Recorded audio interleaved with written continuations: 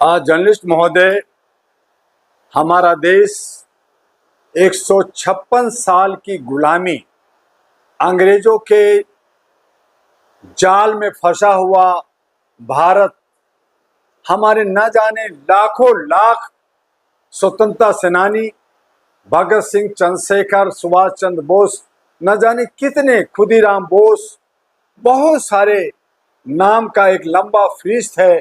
अगर आप इन्हें देखना चाहें तो सलारे जंग के जेल, अंडमान निकोबार जिसको काला पानी कहते हैं, वहां जा करके पत्थरों पे नाम खुदा है। आप अगर उन शहीदों को नाम देखना चाहते हैं तो इंडिया गेट पे जाकर के उनके नाम को देखें। इन तमाम शहीदों ने लगातार संघर्ष किया देश को आजादी के लिए। दो दल भारत के अंदर था, एक गरम दल और एक नरम दल। गांधी जी ने शांति का रास्ता अपनाया और कुछ लोगों ने अशांति का और जो अहिंसक प्रवृत्ति का रास्ता अपनाया, और तब जाकर करके अंग्रेजों को हम लोग 15 अगस्त 1947 को हम यहां से भगा पाए।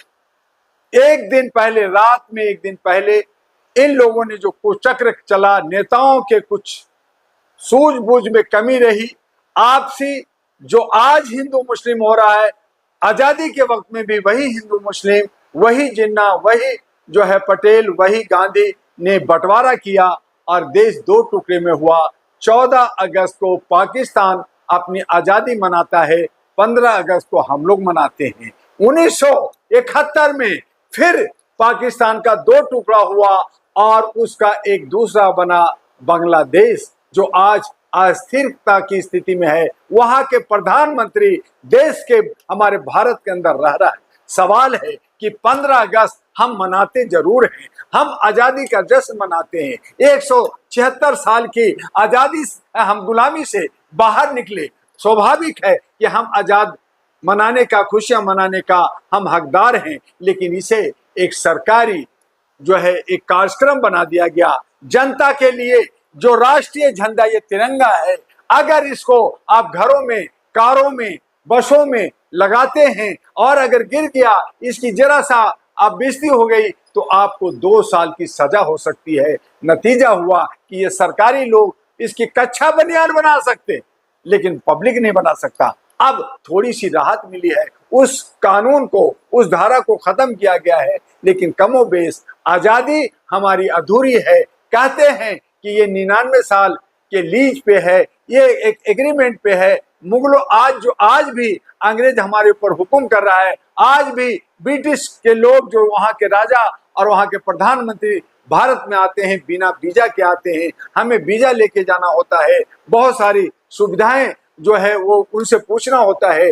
हाल फिलहाल तक 545 मेंबर ऑफ पार्लियामेंट में 2 एंग्लो इंडिया का नॉमिनेशन, वो अंग्रेजों की सिस्टम, अब सुना है कि उसमें कुछ कमियां और कम किया गया है, उसको रोक दिया गया है, लेकिन कमोबेश अभी भी हम लोग पूर्ण रूप से आजाद नहीं हैं। हमें आजादी नहीं है, हम गुलामी की हालत में जी रहे हैं। और जो हमारे जनप्रतिनिधि हैं, जो हमारे न्यायपालिका है, वो भी अंग्रेजों की स्टाइल में वो चल रहा है, माय लॉर्ड चल रहा है, और हमें माननीय और सम्मान्य करना पड़ रहा है। और ऐसी हालत में जनता जो है वो गुलाम का गुलाम है। हमें न रोजगार से आजादी है, न हमें आर्थिक आजादी है, न हमें शिक्षा में आजादी है। बड़े लोग बड़े स्कूल और कॉलेज बना करके पढ़ रहे हैं और वो बड़े बड़े हॉस्पिटल बना करके इलाज कर रहे हैं। गरीब जो आज 141 करोड़ है, उसमें 140 करोड़ आज भी तड़प तड़प के मर रहा है। उनको न सुरक्षा मिल रहा है, न हमारे बहू बेटियों की इज्जत बच रही है। हर तरफ लूट और खसोट है। आज भी अंग्रेजों की स्टाइल पे, जो अंग्रेज के काले कौवे जिसको कहते हैं, वो सारे आज भी हमारे ऊपर हुकूमत चला रहे हैं और कहीं ना कहीं हमारा शोषण और दोहन कर रहे हैं। और कहते हैं कि देश का एक संविधान है, कहते हैं देश के अंदर एक कानून है।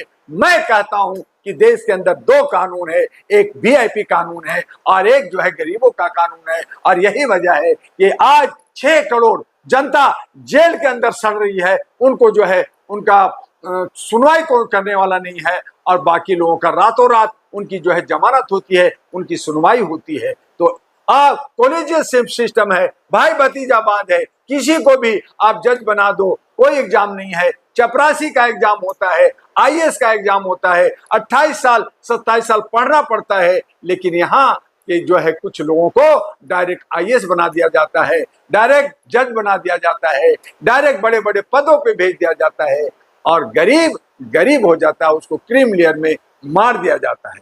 सरकार, हमें उम्मीद होती है कि जो भी सरकार हो, चाहे वो बीजेपी का हो, चाहे वो कांग्रेस का हो, चाहे किसी का हो, चाहे चौथा और पांचवा आ जाए, लेकिन वो सुशासन करे, हमारे देश को पूर्ण आजादी दे, और हमें जो अंग्रेजों का एक ठप्पा है उससे पूर्ण आजादी चाहिए, अंग्रेजी से छुटकारा चाहिए, देश के अंदर एक राष्ट्रभाषा होनी चाहिए। आज राष्ट्रभाषा नहीं है, राजभाषा मनाई जाती है, करोड़ों रुपया हर साल खर्च होता है, शिक्षा दिवस पे सितंबर में खर्च होता है, लेकिन ढाक का 3 बात है, सरकार उस पर नहीं सोचती। तो आज सोचना हो, जब देश में विभाजन हो रहा था तो क्या किसी नेता को निजी फायदा था कि पाकिस्तान जिस देश को जन्म दिया गया?